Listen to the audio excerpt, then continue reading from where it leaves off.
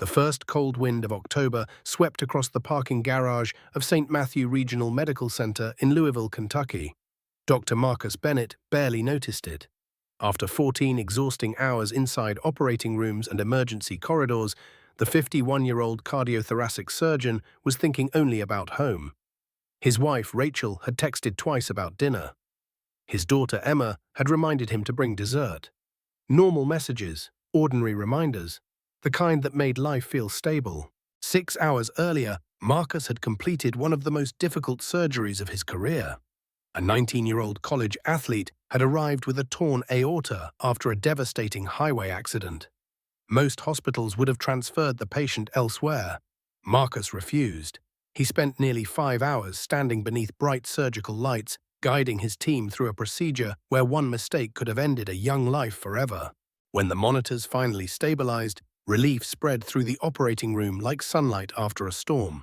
Inside the hospital, Marcus carried enormous respect. He had spent 24 years building his reputation. Patients trusted him, nurses admired him. Younger doctors studied his techniques. The hospital board often referred to him as the institution's most valuable physician. Yet respect inside hospital walls did not always follow him outside. Marcus lived in Ashford Hills, an affluent suburban community outside Louisville. Tree-lined streets, large homes, carefully maintained gardens, and neighborhood newsletters created the appearance of perfection. Visitors often described it as peaceful. Residents called it safe, but Marcus had learned that safety sometimes meant different things to different people. During the 4 years he had lived there, subtle incidents accumulated quietly. Security guards followed him through expensive stores. Neighbors questioned whether visitors parked in his driveway belonged there. Once, a stranger asked if he worked for a landscaping company while he was mowing his own lawn. None of those moments were dramatic. Together, however, they formed a pattern impossible to ignore. His father had warned him decades earlier. Growing up in Chicago during the late 70s, Marcus heard the same lesson repeatedly. Excellence would protect him sometimes. It would never protect him completely. There would always be people who saw his skin before they saw his accomplishments. Marcus hoped each new generation would be different. Some days he believed it. Other days felt less certain. At 7 o'clock that evening, he left the hospital and climbed into his dark gray Chevrolet Tahoe. Classical music played softly through the speakers. Medical journals rested on the passenger seat beside a bakery box containing Emma's favorite chocolate cake. The sunset painted the Kentucky sky with shades of orange and gold. For a few peaceful minutes, everything felt normal. Several miles away, Police Chief Harold Mercer sat inside his patrol vehicle along Oak Valley Road. Mercer had led the Ashford Hills Police Department for nearly 20 years. Many residents viewed him as a local institution. Few questioned his authority. Fewer still challenged his decisions. He enjoyed that arrangement. As Marcus's SUV approached, Mercer watched carefully through narrowed eyes. Something about the vehicle caught his attention, or perhaps it was the driver. He reached for his radio and spoke calmly. Unit 12, initiate a traffic stop on the gray Tahoe heading southbound. I'll assist. The blue lights appeared in Marcus's rearview mirror less than 30 seconds later. His stomach tightened immediately.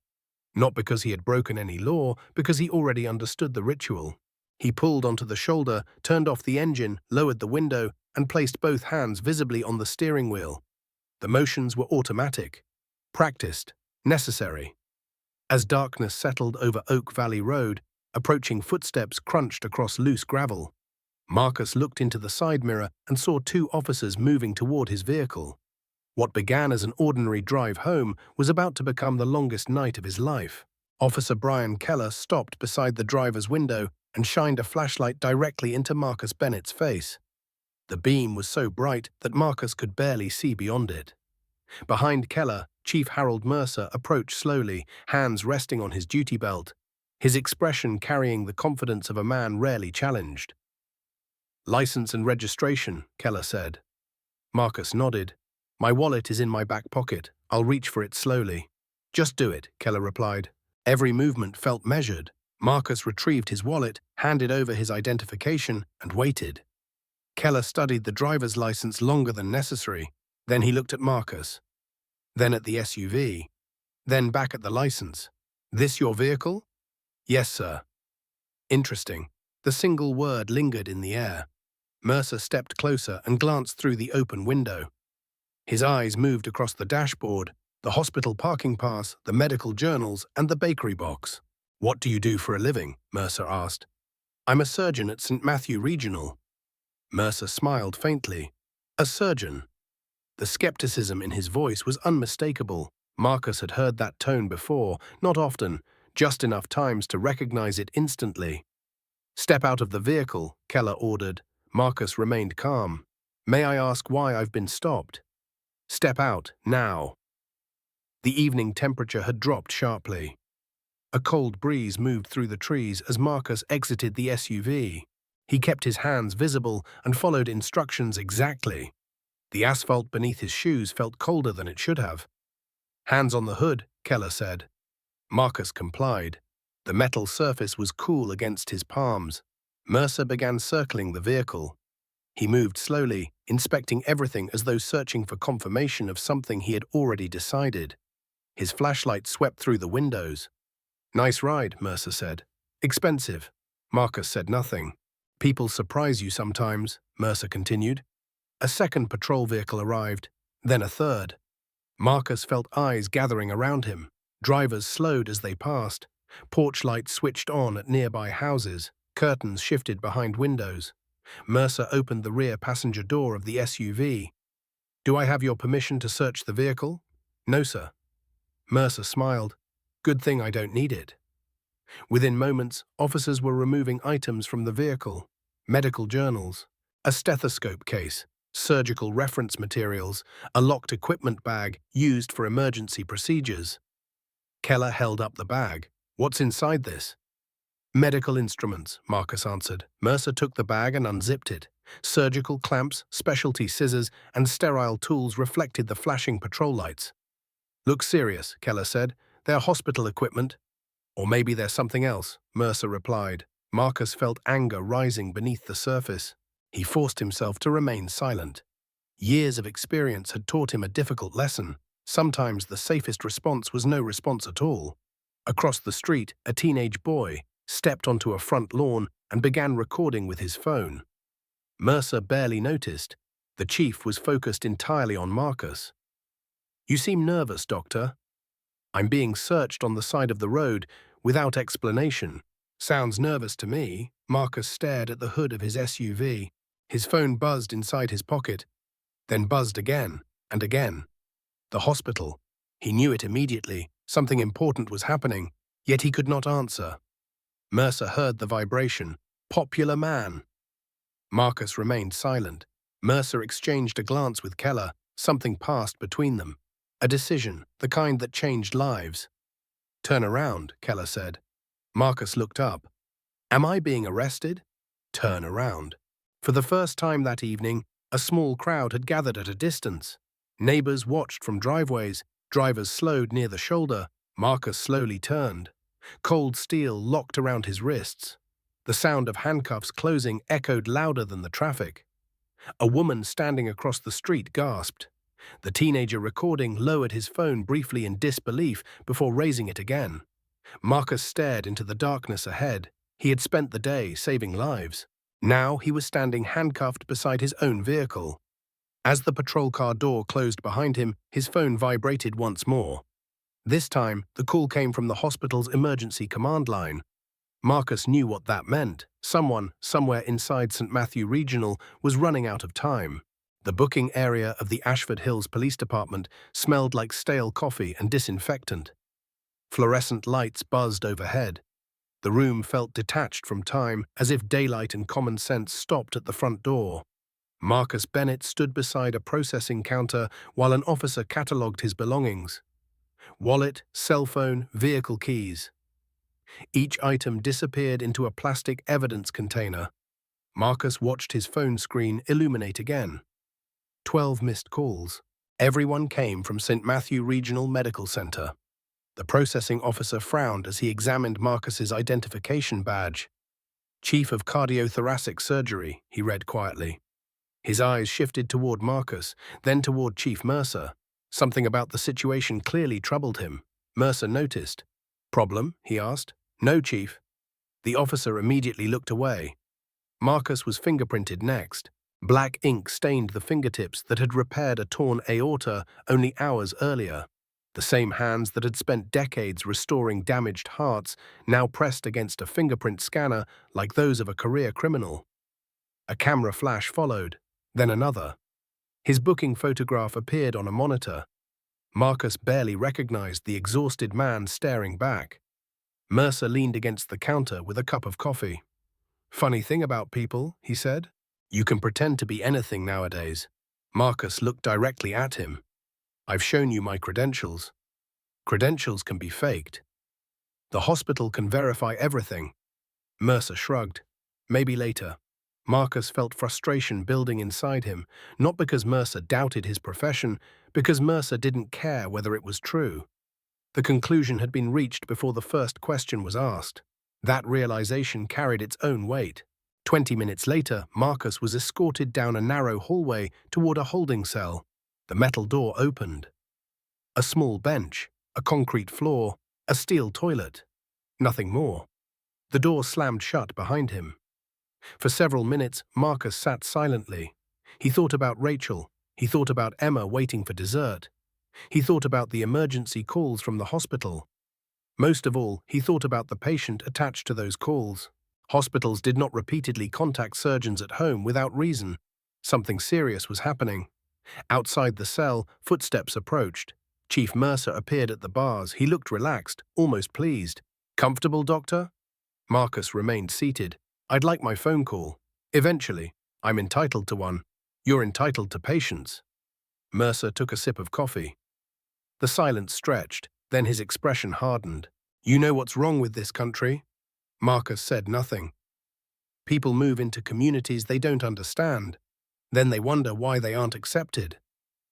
Marcus slowly lifted his eyes. Mercer continued, "My family has lived here for generations. We built this town, protected it, maintained standards." The words hung in the hallway. Their meaning was impossible to miss. "I've worked here for 22 years, Marcus said calmly. "At the hospital. I've treated thousands of patients from this county." "That's nice," Mercer smiled. "Doesn't make you one of us." The statement echoed through the corridor. A small security camera mounted near the ceiling captured every second. Neither man acknowledged it.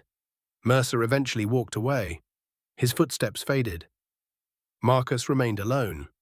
Across town, however, the situation inside St. Matthew Regional Medical Center had become desperate. Emergency physician Dr. Allison Grant stood beside a trauma bed reviewing imaging scans. Her face had turned pale. The patient lying before her was 54-year-old Caroline Mercer, the police chief's wife. She had suffered a catastrophic ascending aortic dissection during dinner at a local restaurant. Without immediate surgical intervention, she would not survive the night. Dr. Grant already knew who needed to perform the operation. There was only one surgeon within 100 miles qualified for a repair this complex. Marcus Bennett, the same Marcus Bennett currently sitting behind bars. Hospital administrators called again. No answer. They called his wife. No answer. They called local police dispatch. What they learned left the entire emergency department stunned. At exactly 8:07 p.m., the chairman of the hospital board received a phone call explaining that the region's most skilled heart surgeon had been arrested during a traffic stop. For several seconds, the chairman said nothing. Then he stood from his chair and reached for his car keys. Meanwhile, in the emergency room, Caroline Mercer's blood pressure began dropping again. And the clock was running out. At 8:22 p.m., a black Lincoln Navigator pulled into the parking lot of the Ashford Hills Police Department. The vehicle stopped directly in front of the entrance. Richard Calloway stepped out. At 68 years old, the chairman of St. Matthew Regional Medical Center carried the kind of influence that rarely needed to announce itself. He wasn't a politician. He wasn't a celebrity. But in Louisville, his phone calls were usually returned immediately. Tonight, he was not interested in making phone calls. He walked straight through the front doors. The desk officer recognized him instantly. "Mr. Calloway." "Get Chief Mercer." The officer hesitated. "Now," Calloway added. The hesitation disappeared. Minutes later, Mercer emerged from the back hallway. His confidence remained intact, at least initially. "Richard," Mercer said, What brings you here tonight? Calloway looked at him without smiling. You have Dr. Marcus Bennett in custody. Mercer's expression tightened slightly. We detained an individual during a lawful stop. An individual? Calloway stepped closer. He's the chief cardiothoracic surgeon at my hospital. That's what he claims. The lobby became silent. Even the officers nearby stopped moving. Calloway stared at Mercer for several seconds. Claims? We've seen fake credentials before. Harold, Marcus Bennett has performed over 4,000 heart surgeries. Mercer crossed his arms. That doesn't put him above investigation. Calloway's eyes hardened. No, but it should place him above stupidity. Mercer's jaw tightened. The chairman continued, While you've spent the last 90 minutes harassing one of the most respected physicians in Kentucky, your wife was admitted to my emergency department. Everything changed. Instantly. The confidence disappeared from Mercer's face. What? Caroline suffered an acute aortic dissection. Mercer's color drained. No. She's in critical condition. The chief looked suddenly smaller. How bad? Bad enough that she needs surgery immediately. Mercer's breathing became uneven. Then get your surgeon. The silence that followed felt endless. Calloway looked directly into his eyes. That's exactly why I'm here. The meaning landed, slowly at first, then completely. Mercer's mouth opened.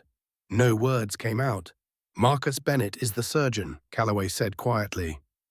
Nobody moved. Nobody spoke. The lobby seemed frozen.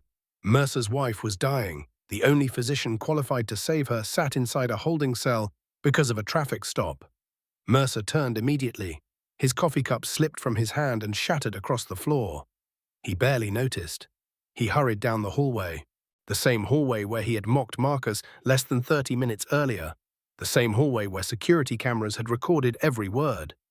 His footsteps echoed loudly. The holding cell door appeared ahead.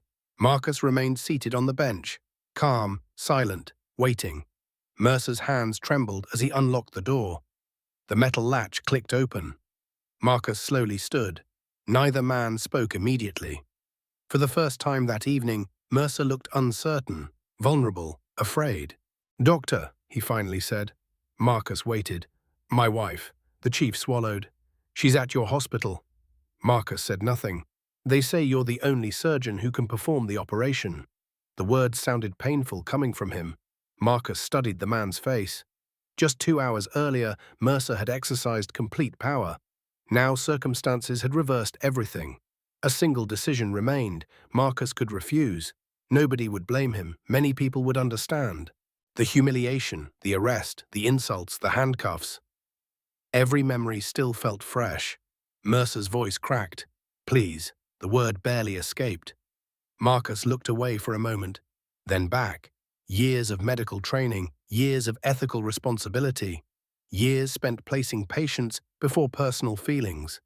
The answer had already been decided long before this night. Take me to the hospital. Relief flooded Mercer's face. Marcus raised a hand. I'm doing this because she's a patient. The chief lowered his eyes. I understand. But Marcus wasn't sure he did. Minutes later, they exited the station. Reporters had not arrived yet. The world still knew nothing. A teenager's video continued spreading online, unnoticed, unseen, growing larger by the minute. As Calloway's SUV accelerated toward Louisville, Marcus stared through the window at the dark Kentucky sky. The hospital lights appeared faintly on the horizon. Somewhere inside that building, a woman was fighting for her life. And somewhere behind them, a police chief was beginning to realize that saving a life and deserving to be saved were not always the same thing. The operating room doors opened at 8:41 p.m., and Dr. Marcus Bennett stepped inside without hesitation. Everything else disappeared. The holding cell, the handcuffs, the humiliation, the anger. None of it mattered here. Inside an operating room, there was only the patient. Caroline Mercer lay motionless beneath bright surgical lights. Machines surrounded her bed. Monitors flashed unstable readings. Nurses moved quickly between equipment stations while anesthesiologists prepared emergency medications. Dr. Allison Grant met Marcus beside the imaging screens. The tear extends through the ascending aorta, she said. Marcus studied the scans. The damage was severe, Very severe. The vessel wall had begun separating internally. Every heartbeat increased the risk of complete rupture. Without surgery, Caroline would almost certainly die. Marcus nodded. Let's begin. The room immediately shifted into motion. Everyone knew their roles. Everyone trusted Marcus. Outside the operating suite, Richard Calloway stood beside a window overlooking the hallway. Chief Mercer sat alone in a plastic chair. His uniform appeared wrinkled now. His posture had collapsed. For the first time in decades, authority offered him nothing. No badge, no title, no command, only waiting and fear. Inside the operating room, Marcus focused entirely on the procedure.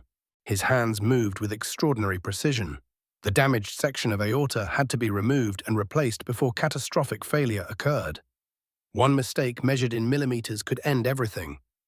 The heart-lung bypass machine assumed control of Caroline's circulation. A profound silence settled over the room. Hours seemed compressed into moments. Marcus worked steadily, methodically, the same way he had approached thousands of surgeries before. Yet beneath his concentration, another battle unfolded. He could still hear Mercer's voice. "You don't belong here." The words echoed unexpectedly. Marcus pushed them aside. A surgeon distracted by resentment became dangerous. A surgeon focused on the patient saved lives. His father had taught him many lessons. Medicine had taught him the rest. Near midnight, the most dangerous portion of the operation began. The damaged aortic root required complete reconstruction. Several nurses exchanged anxious glances. Even experienced surgical teams rarely witnessed procedures this complex. Marcus remained calm. Suction, clamp, graft. The commands came quietly, confidently. Minutes passed, then another 30. Finally, Marcus completed the final connection. Everyone watched the monitors. Waiting. The heart resumed beating. Weakly at first, then stronger. Steadier. A normal rhythm slowly appeared across the screen. Relief swept through the operating room. Several staff members released breaths they hadn't realized they were holding. Marcus stepped back. The hardest part was over. "She's stable," he said. Nobody cheered. Professionals rarely did, but the quiet satisfaction was unmistakable. 3 hours and 21 minutes after entering the operating room, Marcus removed his gloves and walked into the hallway. Chief Mercer immediately stood. His eyes searched Marcus's face. For several seconds, neither man spoke. Then Marcus delivered the answer. "Your wife survived." Mercer's shoulders sagged. The relief looked almost painful. His eyes filled with tears. "Thank you," he whispered. Marcus studied him carefully. "She's alive because the team acted quickly." Mercer nodded repeatedly. "Still, I owe you everything." Marcus remained silent. The chief continued. "I was wrong." The words emerged slowly, as though he had never spoken them before. "I know an apology isn't enough." "No," Marcus said quietly. "It isn't." The hallway became silent. Mercer's face tightened. Not from anger, from recognition. For perhaps the first time in his career, he understood consequences that could not be dismissed. Marcus turned toward the exit. He was exhausted, physically, emotionally, completely. Before he reached the elevator, a hospital administrator hurried down the corridor carrying a tablet. Her expression looked troubled. "Dr. Bennett," she called. Marcus stopped. "You need to see this." She handed him the device. A video filled the screen. The traffic stop, the handcuffs, the roadside detention, millions of views and climbing. Marcus stared at the numbers. The story was no longer confined to Ashford Hills.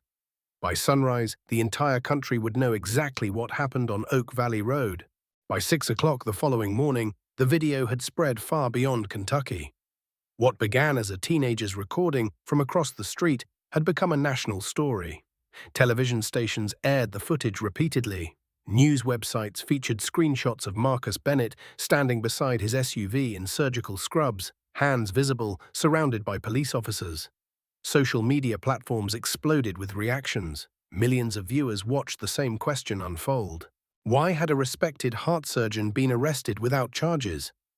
Marcus woke after less than 3 hours of sleep. His phone contained hundreds of notifications, messages from colleagues, former patients, medical organizations, people he hadn't spoken to in years. Many offered support, others shared outrage. Marcus set the phone aside. He wasn't ready. Rachel sat beside him at the kitchen table. Morning sunlight filtered through the windows. Neither had touched their coffee. "You don't have to go to work today," she said. Marcus looked outside.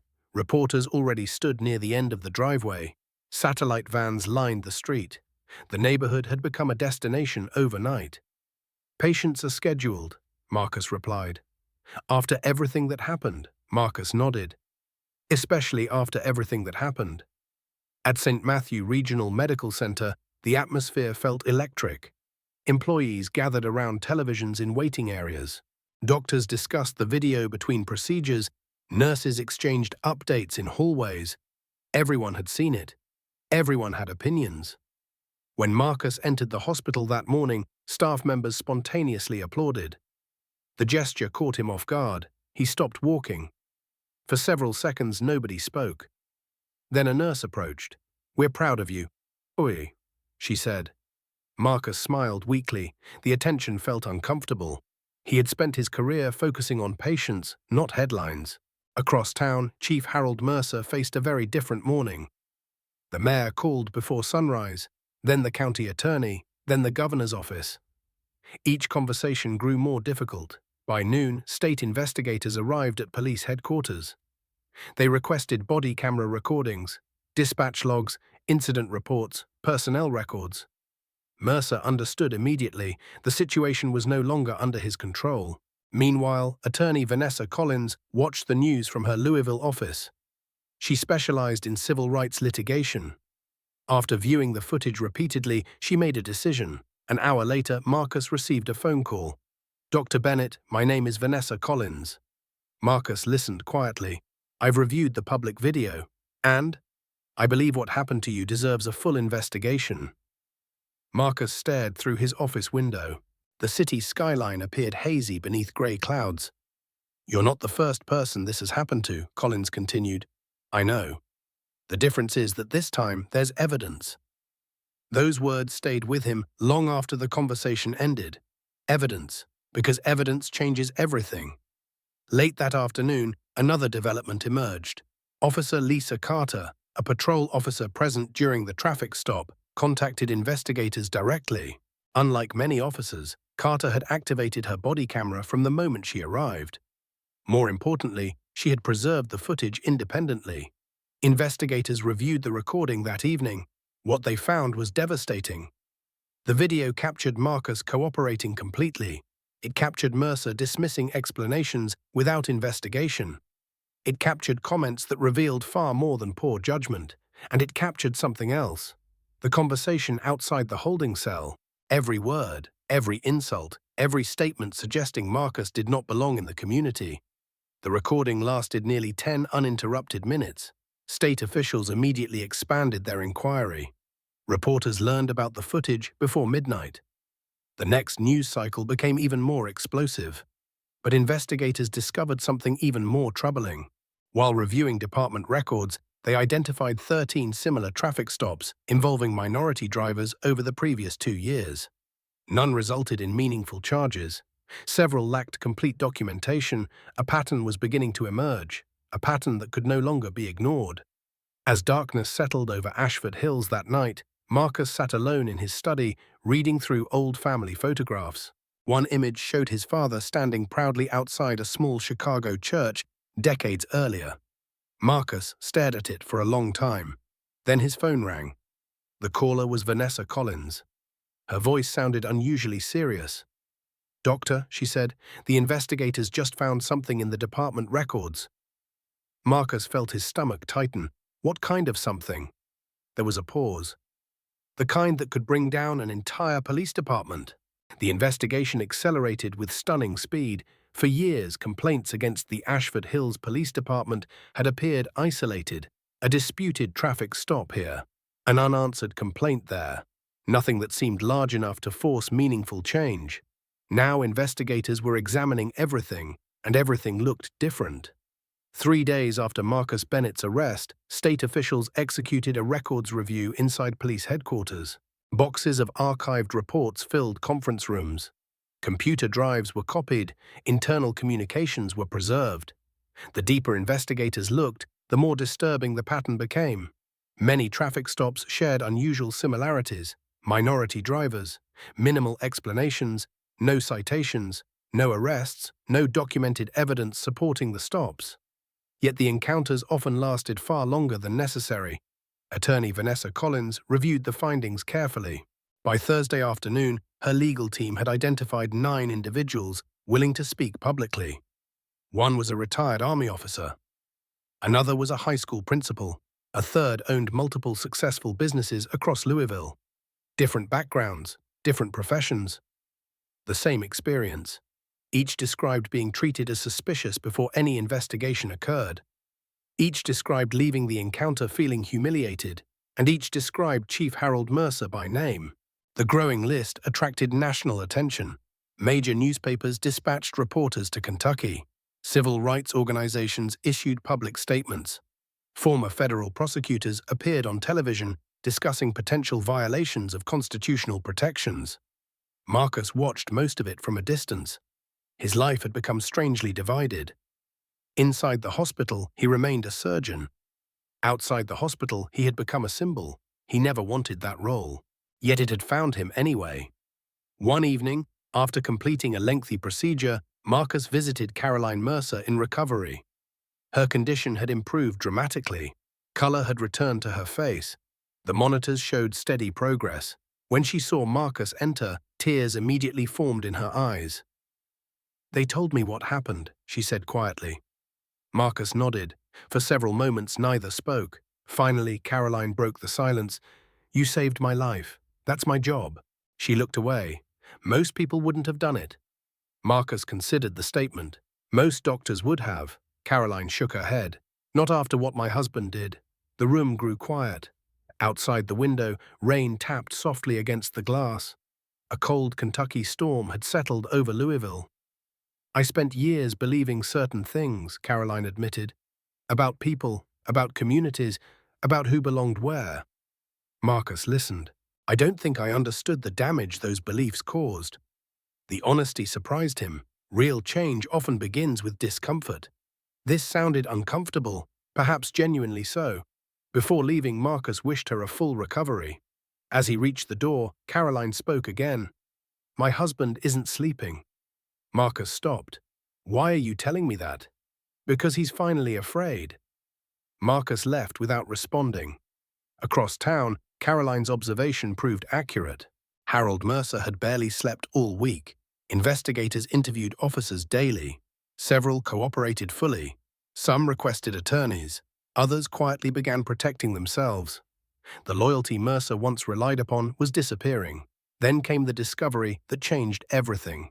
A state investigator recovered a deleted email chain from departmental servers. The messages originated 18 months earlier. Several contained instructions regarding increased monitoring of residents who did not fit what Mercer called the community profile. The language was vague enough to avoid obvious violations, yet the intent appeared unmistakable. When journalists learned about the emails, the story exploded again.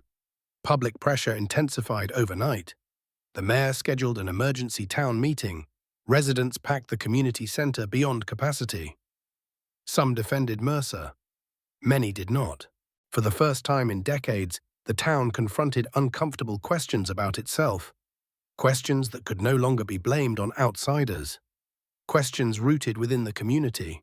Late that evening, Marcus returned home exhausted. Rachel handed him an unopened envelope that had arrived by courier. No return address, no identifying marks. Inside was a single sheet of paper. Marcus unfolded it slowly. Only one sentence appeared across the page. A sentence typed in plain black letters. "The department records are only the beginning." At the bottom sat a flash drive taped carefully to the paper. Marcus stared at it. Whatever was stored inside might explain everything, or make the entire situation far more dangerous. Marcus Bennett stared at the flash drive for nearly a minute before touching it. The house was quiet. Rain continued falling outside. Rachel stood across the kitchen, watching his expression carefully. "What is it?" she asked. "I don't know yet." Marcus carried the envelope into his study and closed the door. Years of medical training had taught him caution. Years of life had taught him something else. Anonymous messages rarely arrived without consequences. He called Vanessa Collins immediately. Less than an hour later, she arrived with 2 investigators assigned to the state's inquiry. Nobody wanted to risk mishandling potential evidence. The flash drive was connected to a secured laptop. For several seconds, nothing happened. Then folders appeared. Dozens of them. Emails, internal reports, audio recordings, meeting notes. The room became silent. One investigator opened the first file. Then another, then another. The contents were worse than anyone expected. The documents suggested that Mercer had not acted alone. Several senior officers appeared to have coordinated unofficial enforcement practices for years. Specific neighborhoods received increased patrols. Certain drivers were flagged for repeated stops. Internal discussions referenced maintaining the community's character. The phrase appeared repeatedly, always vague, always calculated, always pointing toward the same objective. Vanessa looked up from the screen. This changes everything. Marcus remained silent. He felt no satisfaction, only disappointment. The evidence confirmed something he had hoped was untrue. The problem extended beyond one man. The next morning, investigators traced the source of the flash drive. The sender turned out to be a former administrative employee within the police department. She had retired 6 months earlier. For years, she quietly archived documents because something felt wrong. When Marcus's arrest became national news, she decided it was finally time. Her information immediately expanded the investigation. Within 48 hours, search warrants were issued. Additional records were seized. Several officers were placed on administrative leave. The story dominated national headlines. Television crews crowded Ashford Hills. Residents who once avoided uncomfortable conversations suddenly found themselves having them everywhere. Churches, coffee shops, school meetings, neighborhood gatherings. The town could no longer pretend the issue belonged to someone else. Meanwhile, Marcus tried to continue working. Patients still needed surgeries, families still waited anxiously in hospital corridors. Heart disease did not pause for public scandals. One afternoon, after completing a 7-hour procedure, Marcus found Richard Calloway waiting outside his office. The hospital chairman looked unusually thoughtful. "You have a minute?" Marcus nodded. They entered the office and closed the door. Calloway sat down slowly. "I've been thinking about what happened. A lot of people have. Not enough before it happened." The statement lingered. Calloway folded his hands. "Our hospital serves this entire region. Yet we've never seriously examined barriers people face outside these walls." Marcus listened. "We're creating a community equity initiative," Calloway continued.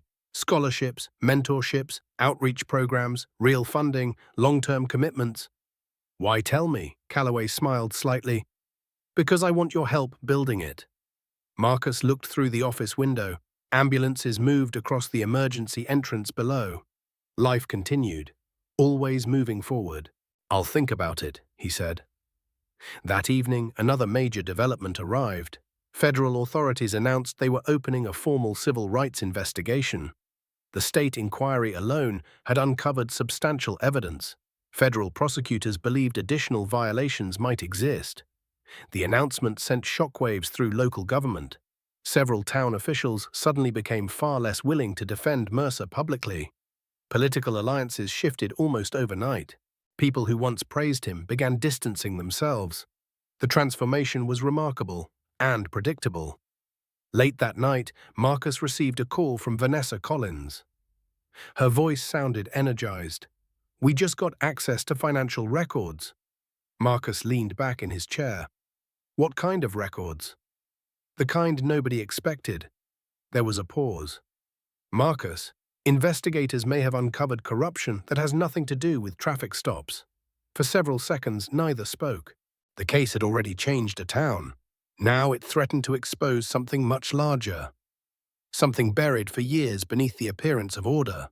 And someone inside Ashford Hills was clearly desperate to keep it hidden. The federal investigation transformed Ashford Hills from a local controversy into a national case study. What began with a traffic stop now involved civil rights attorneys, state investigators, federal prosecutors, and forensic accountants. The story had outgrown the town, and the truth was still unfolding. 3 weeks after Marcus Bennett's arrest, investigators gathered inside a federal office building in Louisville. Financial records covered conference tables. Bank transfers connected names that had never appeared publicly before. The evidence revealed something unexpected. Chief Harold Mercer had spent years cultivating influence far beyond law enforcement. Several town contractors received unusually favorable treatment. Certain businesses secured municipal agreements despite failing competitive reviews. Budget approvals passed with minimal oversight. The money trail did not prove criminal behavior immediately, but it raised serious questions federal prosecutors intended to answer. Vanessa Collins called Marcus late that afternoon. "It's bigger than we thought," she said. Marcus sat in his hospital office reviewing patient charts. "How much bigger?" "Enough that investigators are expanding their grand jury requests." Marcus leaned back slowly. For weeks, every new discovery seemed impossible. Then another appeared, and another. The pattern never stopped. Outside the legal battle, life in Ashford Hills continued changing. Community meetings drew record attendance. Residents who had never spoken publicly before shared experiences. Some described discrimination, others admitted they had ignored warning signs for years. The conversations were uncomfortable, yet they were finally happening. One evening, Marcus attended a town forum held inside a local high school auditorium. More than 600 people filled the seats. The atmosphere felt tense but honest. When Marcus approached the podium, the room grew silent. He looked across the crowd. Neighbors, teachers, business owners, parents, people who had watched his arrest online, people who had known him for years, people who had never spoken to him before. "I'm not here because I want revenge," Marcus began. His voice remained calm, measured. "I'm here because communities become stronger when they tell the truth about themselves." The audience listened carefully. "This isn't only about one traffic stop." He paused. "It's about whether fairness depends on who you are." No applause interrupted him. The silence itself felt powerful. If what happened to me can happen to someone with resources, education, and public support, imagine what happens to people without those advantages. Several heads nodded, others lowered. Marcus continued, "Real change isn't punishment alone. Real change is building systems that make fairness normal instead of exceptional." When he finished, the audience stood. The applause lasted nearly a minute. Not because he had won, because many finally understood. Meanwhile, Harold Mercer sat alone in his attorney's office, reviewing evidence. The body camera recordings, the holding cell footage, witness statements, internal emails, financial records. The walls were closing in. For decades, Mercer believed accountability happened to other people. Now it had arrived for him. His attorney spoke carefully. "You need to prepare for the possibility of federal charges." Mercer stared at the table. The confidence that once defined him had vanished. In its place sat exhaustion, regret, and fear. Days later, federal prosecutors made their move. A grand jury returned multiple indictments: civil rights violations, abuse of authority, false imprisonment, obstruction-related allegations tied to departmental records. The announcement dominated national news.